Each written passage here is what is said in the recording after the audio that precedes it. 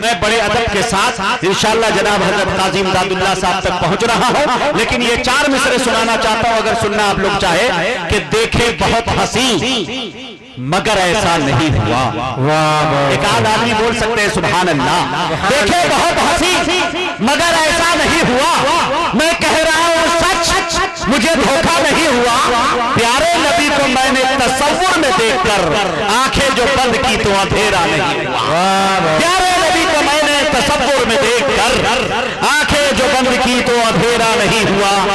شہر قاضی مدھوبنی کے شہر قاضی جناب حضرت مولانا مفتی امداد اللہ صاحب قاسمی بہت باصلاحیت عالم دین کا نام ہے۔ میں بڑے ادب کے ساتھ حضرت سے گزارش کر رہا ہوں حضرت تشریف لائیں اور اپنی قیمتی باتوں سے ہم سامعین کو نوازیں۔ الحمدللہ رب العالمین والصلاة والسلام على سيدنا محمد سيد الأنبياء والمرسلين وعلى آله وصحبه أجمعين. أما بعد فأعوذ بالله من الشيطان الرجيم. بسم الله الرحمن الرحيم. إن هذا القرآن يهدي للتي هي أقوم. وعن عبد الله بن عباس رضي الله تعالى عنهما قال نزل جبرائيل عليه السلام على رسول الله صلى الله عليه وسلم فأخبره أنه ستكون فتن فقال ما المخرج منها يا جبرائيل قال كتاب الله أو كما قال.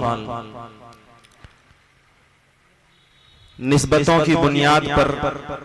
چیزوں کی اہمیت، اس کی قدر و قیمت بہت بڑھ جاتی ہے۔ اللہ رب العزت کا بے انتہا کرم ہے اور محض اس کا احسان ہے کہ اس نے اس وقت ہمیں اور آپ کو مدرسہ ضیاء القرآن کے بینر تلے جس نسبت پر جمع کیا ہے وہ دنیا کی سب سے اونچی نسبت ہے۔ قرآن کریم اللہ رب العالمین کی کتاب ہے اور اس مدرسے میں کم وقتوں میں ایک بڑی تعداد غالباً 64 حفاظ نے قرآن مجید کا حفظ مکمل کیا۔ ان کے سروں پر آج اکابر علماء دستار فضیلت باندھیں گے اور اسی مبارک نسبت پر ہم اور آپ یہاں جمع ہیں۔ اللہ تعالی ہماری حاضری کو قبول فرمائے۔ میرے بھائیوں اور بزرگوں، بس ایک پیغام آپ کے سامنے عرض کرنا ہے اور یہ وہ پیغام ہے جو میرے آپ کے اور دنیا کے تمام انسانوں کے، تمام مسلمانوں کے تمام تر مسائل کا حل ہے۔ اور جب تک یہ پیغام ہماری زندگیوں میں عملی طور پر نہ آ جائے،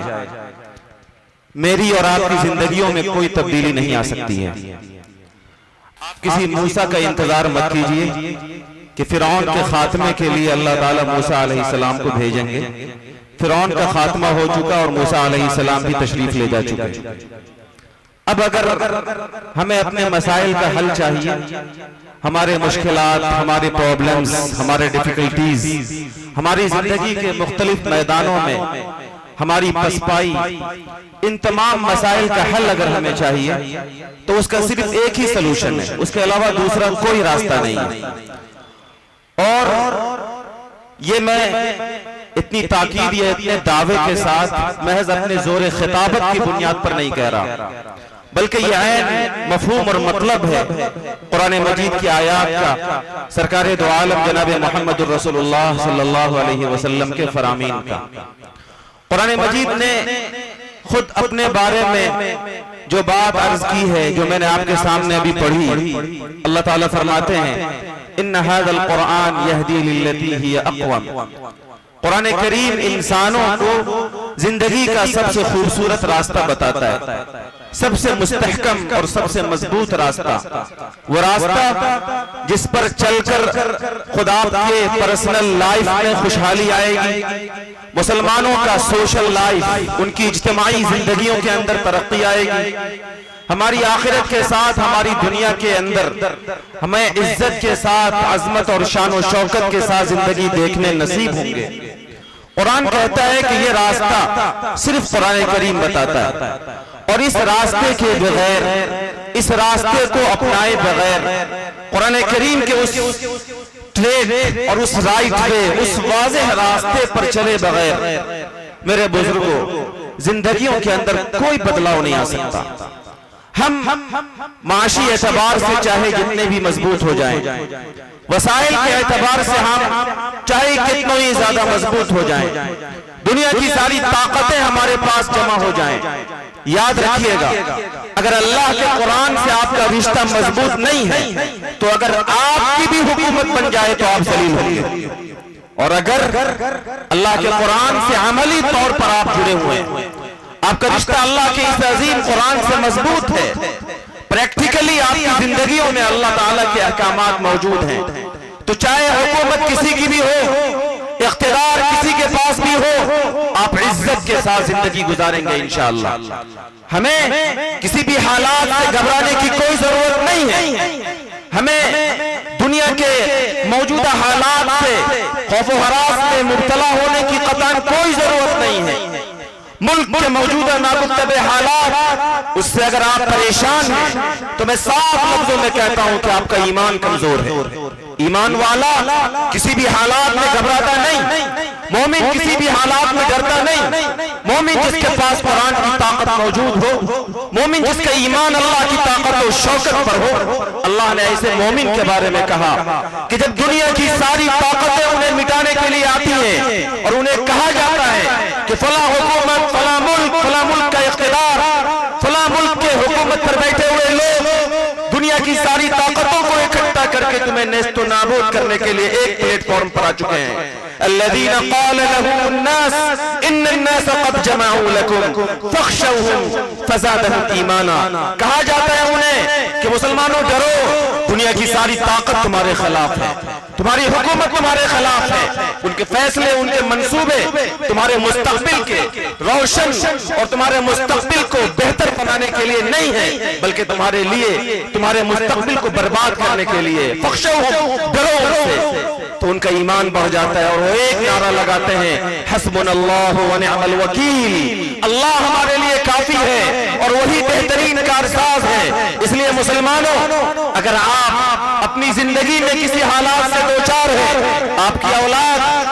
آپ سے برسر پیکار ہے، آپ کی بیوی آپ کی اطاعت میں نہیں ہے، آپ کے پڑوس کے لوگ آپ سے ناراض ہیں، آپ کے ملک کے اندر رہنے والے برادران وطن کو آپ سے شکایت ہے، آپ کی حکومت کو آپ سے شکایت ہے، ان تمام تر شکایتوں کو اور ان تمام تر نفرتوں کو محبت سے بدلنے کے لیے قرآن کریم نے ہمیں پیغام دیا، ادفع باللتی ہی احسن فاذا الذی بینک وبینہ عداوۃ کأنہ ولی حمیم، برائی کا بدلہ اچھا سے دو۔ اللہ کا قرآن جس کی نسبت پر آپ جمع ہیں، قرآن کریم آپ کو کہتا ہے کہ مشکل حالات میں جبکہ تمہارے اپنے بھی تمہارے خلاف ہو، تمہارے برادران وطن تمہارے خلاف ہو، ایسا لگے کہ تمہارے ساتھ برا کیا جا رہا ہے، تو پھر ایسے حالات میں گھبراؤ مت، برائی کا بدلہ اچھائی سے دو، جو تمہارا جانی دشمن ہے وہ تمہارا جگری دوست ہو جائے گا۔ اس لیے میرے بھائیو اس وقت کی صورتحال یہی ہے، میں آپ ہم سب کو ایک احساس ہے،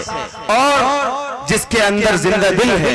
ہر زندہ دل رکھنے والا آدمی اس کڑھن کا شکار ہے کہ خود ہماری زندگیوں کے اندر مختلف پریشانیاں، ملک کے اندر، عالم کے اندر مختلف حالات ہیں، ان تمام تر حالات میں اگر آپ مدرسہ ضیاء القرآن کے اس اجلاس میں اپنے اکابر علماء سے استفادے کے لیے آئے ہیں اور اپنے مسائل کا حل ڈھونڈنے کے لیے آئے ہیں، تو میں آپ کو پورے یقین کے ساتھ یہ بات کہہ رہا ہوں کہ آپ کے تمام تر مسائل کا حل صرف ایک ہے کہ اللہ کے جس قرآن سے عشق اور محبت کی بنیاد پر آپ یہاں آئے ہیں اس سے گہرا تعلق قائم کیجئے۔ ہمارا تعلق کتنا مضبوط ہے، ہمارا تعلق قرآن کریم سے کتنا اسٹرانگ ہے۔ اگر میں آج آپ سے پوچھ لوں، پیارے آقا علیہ الصلوۃ والسلام نے فرمایا کہ جو آدمی صبح کو سورہ یاسین پڑھ لے اللہ تعالیٰ دن بھر کی ساری ضرورت اس کی پوری کر دیتا ہے۔ میں ہاتھ اٹھوا لوں کہ کتنے لوگوں نے آج سویرے سورہ یاسین پڑھا، تو شاید 1% لوگوں کے ہاتھ اٹھے۔ پیارے آقا علیہ السلام فرماتے ہیں ان لوگوں کے لیے جو اپنے روزگار کے لیے پریشان ہیں، گھر میں فاقے ہیں، مستقبل المناک دکھ رہا ہے، اولاد فرمانبردار نہیں ہے، اولاد کہیں فاقے میں مبتلا نہ ہو جائے، یہ بے چینی ان کے راتوں کی نیند اڑا دیتی ہے۔ پیارے آقا فرماتے ہیں رات کو سورہ واقعہ پڑھا کرو، تمہارے گھر میں فاقہ نہیں ہوگا۔ کتنے لوگوں نے سورہ واقعہ پڑھا ہوگا؟ اگر میں ہاتھ اٹھا لوں تو شاید 1% کا بھی ہاتھ نہ اٹھ پائے۔ پیارے آقا علیہ الصلوۃ والسلام فرماتے ہیں کہ جو آدمی رات کے اندر سورہ یاسین پڑھ لے، اگر اس رات اس کی موت ہو گئی، شہید مرے گا، بغیر کسی سوال و جواب کے ڈائریکٹ جنت میں جائے گا۔ اگر میں پوچھوں کہ رات میں کس نے سورہ یاسین پڑھی، شاید ہم میں سے کچھ کے ہاتھ اٹھ پائے۔ میرے بھائی، پیارے آقا علیہ السلام فرماتے ہیں کہ جو آدمی رات کو سورہ دخان پڑھ لے، 3 سے 4 منٹ لگتے ہیں پڑھنے میں، آقا علیہ السلام فرماتے ہیں صبح اس حال میں ہوگی کہ 70,000 فرشتے اس کی مغفرت کی دعا کریں گے۔ کتنے لوگوں نے سورہ دخان پڑھا؟ اگر ہاتھ اٹھایا جائے تو شاید 1% کے بھی ہاتھ نہ اٹھے۔ پیارے آقا علیہ السلام فرماتے ہیں ہمیں قبر سے ڈر لگتا ہے، ہمیں یہ لگتا ہے کہ مر جاؤں گا تو پتہ نہیں قبر میں کیا ہوگا۔ آقا فرماتے ہیں کہ رات میں سورہ ملک پڑھا کرو، تبارک الذی بیدہ الملک، 3 منٹ پڑھنے میں لگتے ہیں حافظ کو، غیر حافظ کو 5 منٹ۔ آقا فرماتے ہیں کہ یہ سورت قبر کے عذاب سے نجات دلانے والی ہے، یہ ہمارے مسائل کا حل۔ قرآن کریم نے کہا فیہ شفاء للناس وہدی ورحمۃ للمؤمنین، یہاں ہے تمہاری شفا۔ بیمار ہوتے ہو تعویذ کے پیچھے دوڑ جاتے ہو، بیمار ہوتے ہو ڈاکٹروں کے پاس جاتے ہو، جاؤ ضرور جاؤ، جو اچھے علماء ہیں ان سے دعا لو، دوا لو، پھکواؤ، دم کرواؤ، ڈاکٹروں کے پاس جاؤ، لیکن یاد رکھو کہ اللہ رب العالمین نے ہمارے تمام بیماریوں کا حل بھی اور ہمارے تمام مسائل کا حل بھی، ہمارے لیے رحمت اور شفا بھی، ہمارے لیے مرضی اور چین و سکون بھی اپنے اسی قرآن کو بتایا ہے۔ اللہ فرماتے ہیں اس میں تمہاری شفا ہے اور یہاں تمہیں رحمت ملے گی۔ میں نے جو روایت پڑھی آپ کے سامنے، حضرت عبداللہ بن عباس بڑے مفسر قرآن ہیں، وہ فرماتے ہیں کہ ایک موقع سے حضرت جبریل علیہ السلام نبی پاک صلی اللہ علیہ وسلم کے پاس تشریف لائے اور حضرت جبریل نے کہا یا رسول اللہ ستکون فتن، اے اللہ کے رسول ان قریب آپ کی امت کے سامنے بہت سارے فتنے ظاہر ہوں گے۔ اور شاید حضرت جبریل نے جس زمانے کے بارے میں یہ پیشین گوئی کی تھی نبی علیہ السلام سے کہ امت کے سامنے بہت سارے فتنے ظاہر ہوں گے، میرے نوجوانوں دل کے پردے کو کھول کر سنو، کانوں کو کھولو اور سنو غور سے، شاید یہ وہی زمانہ ہے۔ آقا نے فرمایا تھا ایک موقع سے کہ آدمی صبح کو مومن ہوگا، شام کو کافر ہوگا، شام کو مومن ہوگا اور صبح اس کا رشتہ ایمان سے چھوٹ چکا ہوگا۔ یہ وہ زمانہ ہے جب آپ کی بچیاں اپنے ایمان کو دنیا کے معمولی کوڑیوں کے بدلے سودا کر رہی ہیں۔ یہ وہ زمانہ ہے جب ہماری نئی نسل الحاد و ابتداع کی طرف بڑھتی ہوئی چلی جا رہی ہے۔ یہ وہ زمانہ ہے جب دنیا کی مادیت اور دنیا کے چند پیسوں کی لالچ میں ہم اللہ کے اوپر اپنے ایمان کا سودا کرتے ہوئے چلے جا رہے ہیں۔ آقا علیہ الصلوۃ والسلام کو جب یہ بات بتائی گئی کہ بہت جلد بہت سارے فتنے ظاہر ہوں گے تو آقا نے پوچھا مل مخرج منہا یا جبرائیل، یہ ہمارے مسائل کا حل ہے۔ آقا علیہ السلام نے پوچھا تھا اے جبریل بتاؤ میری امت ان فتنوں سے کیسے نکلے گی؟ ہماری بیٹیاں جب ایمان سے ہاتھ دھو رہی ہوں، ہمارے بچے جب الحاد اور بے دینی کی طرف بڑھ رہے ہوں، ہمارے بچے جب اپنی زندگی کا سب سے قیمتی تحفہ ایمان کا ان کے یہاں کوئی ویلیویشن نہ ہو تو ان فتنوں سے میری امت کیسے بچے گی؟ آقا علیہ الصلوۃ والسلام کے اس سوال کے جواب میں حضرت جبریل نے فرمایا تھا کتاب اللہ، آپ کی امت کو تمام تر مسائل سے اور تمام تر فتنوں سے بچانے والی اگر کوئی چیز ہے تو وہ صرف اور صرف اللہ کی کتاب ہے۔ اس لیے نوجوانوں اگر اپنے مسائل کا حل ہم چاہتے ہیں، مسلمان بھائیوں اور غیور بزرگوں اپنی نسلوں کو دین و ایمان پر ہم جمانا چاہتے ہیں تو ہماری یہ ذمہ داری ہے کہ ہم اپنی نئی نسل کو اللہ کے اس قرآن سے مضبوطی کے ساتھ جوڑیں۔ آپ 64 خوش نصیب بچوں کے سروں پر دستار فضیلت کا روح پرور منظر دیکھیں گے، اکابر آپ کے سامنے قرآن کے پیغامات سنائیں گے، یہیں سے آپ ایک عہد لے کر جائیے گا کہ انشاءاللہ آج سے اور اسی وقت سے میں یہ وعدہ کرتا ہوں کہ اللہ کے اس قرآن پر مضبوط ایمان بھی رکھوں گا اور اس کی تلاوت بھی کروں گا انشاءاللہ۔ کریں گے نا انشاءاللہ؟ کتنے لوگ تلاوت کریں گے؟ ہاتھ اٹھائیے ماشاءاللہ، اللہ قبول فرمائے۔ عملی زندگی میں بھی قرآن کریم سے میرا اور آپ کا رشتہ مضبوط ہوگا انشاءاللہ۔ میں 3 باتیں آخر میں 3 پیغامات سنا کر اپنی بات مکمل کرتا ہوں۔ مدارس کے نکلنے والے فضلاء میں چوٹی کے علماء میں صف اول کے علماء میں ایک بڑا نام ہے شیخ الہند حضرت مولانا محمود الحسن دیوبندی رحمت اللہ علیہ کا، دارالعلوم دیوبند کے سب سے پہلے شاگرد، دارالعلوم دیوبند کا سب سے پہلا سپوت جو اس ملک کو گورے انگریزوں سے چھڑانے کے لیے اور آزاد کرانے کے لیے انہوں نے جہاد آزادی لڑی، تحریک روشنی رومال کے یہ بانی رہے، اور اس جرم میں انگریزوں نے انہیں حجاز مقدس سے اٹھا کر کالا پانی میں ڈال دیا،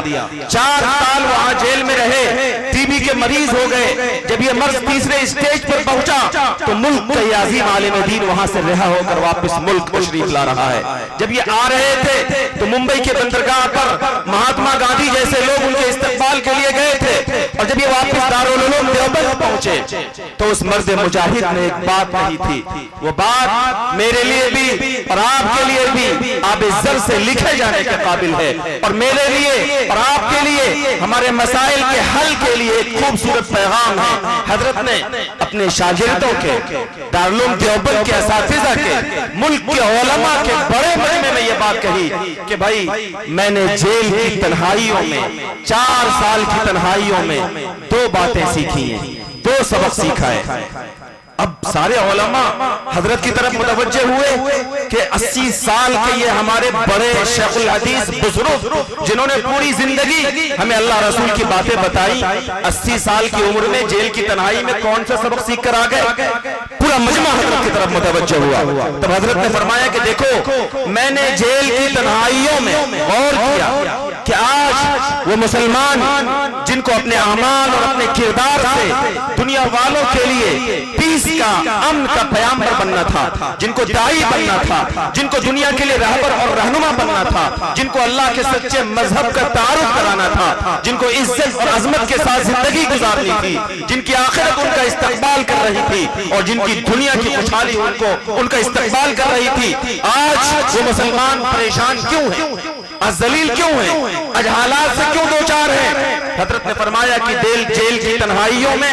اس کی 2 وجہ نظر آئی۔ سب سے پہلی وجہ یہ ہے کہ مسلمانوں کا رشتہ اللہ کے قرآن سے کمزور ہے، اس لیے مسلمان اپنے مسائل کا حل اگر چاہتے ہیں تو اللہ کے اس قرآن سے انہیں سچی محبت کا ثبوت پیش کرنا ہوگا۔ اور پھر حضرت نے فرمایا تھا کہ میں یہ عہد کرتا ہوں کہ اب میری زندگی کے جو ایام بچے ہیں، 80 سال کی عمر کا بوڑھا، 80 سال کی عمر کا، شاید ہمارے اسٹیج پہ جو ہمارے اکابر اساتذہ تشریف فرمائے ان میں کسی کی بھی عمر 80 سال نہیں ہے، اور مجھ جیسا آدمی جو 34-35 سال کا ہے وہ اس عمر میں ہی مختلف بیماریوں کا شکار ہے۔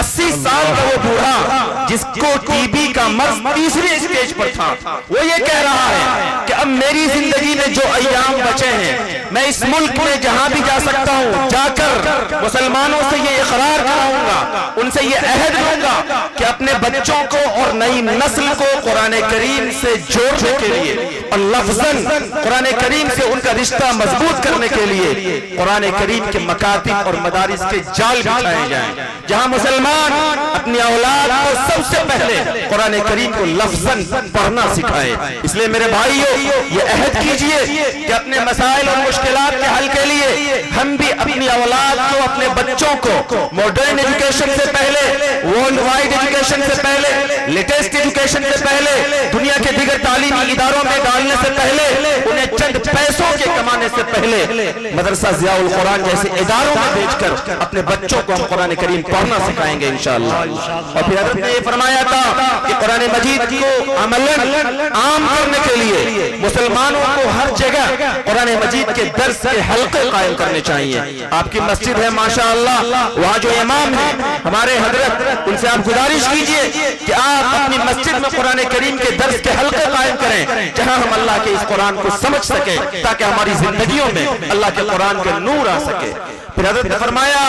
کہ مسلمانوں کے حالات اور مسائل کی دوسری وجہ ان کا انتشار، ان کا اختلاف، ذات، علاقہ، برادری، مختلف بنیادوں پر ہمارا انتشار۔ قرآن کریم نے ہمیں تمام بنیادوں سے اوپر اٹھ کر ہر مسلک، ہر برادری، ہر علاقے، ان تمام بنیادوں سے اوپر اٹھ کر کہا تھا انما المؤمنون اخوہ فاصلحوا بین اخویکم، بھائی بھائی ہو، جڑ کر رہو، جھگڑے مت کرو، فتفشلوا وتذهب ريحكم، اختلاف کرو گے چاہے علاقے کی بنیاد پر، چاہے برادری کی بنیاد پر، چاہے مسلک کی بنیاد پر، اگر انتشار کرو گے، اختلاف کرو گے، کمزور پڑ جاؤ گے، ہوا اکھڑ جائے گی، کوئی وزن تمہارا نہیں رہے گا۔ حضرت نے فرمایا تھا کہ تمہاری بے وزنی، تمہاری کم حیثیتی، تمہارے مسائل اور تمہارے مشکلات کی بنیاد قرآن کریم سے اپنے رشتے کی کمزوری ہے اور تمہارا انتشار ہے۔ اس لیے حضرت نے فرمایا کہ دوسرا علاج،